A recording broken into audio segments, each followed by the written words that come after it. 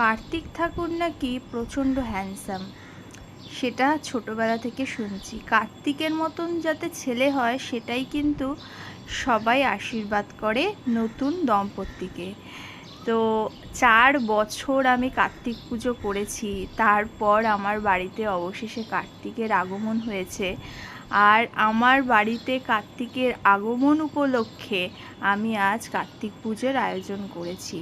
যতটুকুনি আয়োজন করেছি নিষ্ঠা ভরে আয়োজন করবার চেষ্টা করেছি, মন দিয়ে আয়োজন করেছি, মন সন্তুষ্ট করে আয়োজনটা করেছি।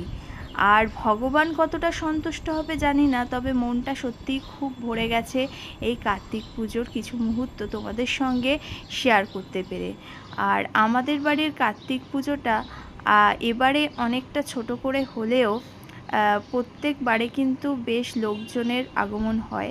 আর কার্তিক পুজোর ভোগ উপলক্ষে এই ভোগটা তোমাদের সঙ্গে শেয়ার করলাম। পরের বছর যদি ভগবান চায় অনেক বড় করে কার্তিক পুজো দেওয়ার ইচ্ছা আছে, দেখা যাক কী হয়।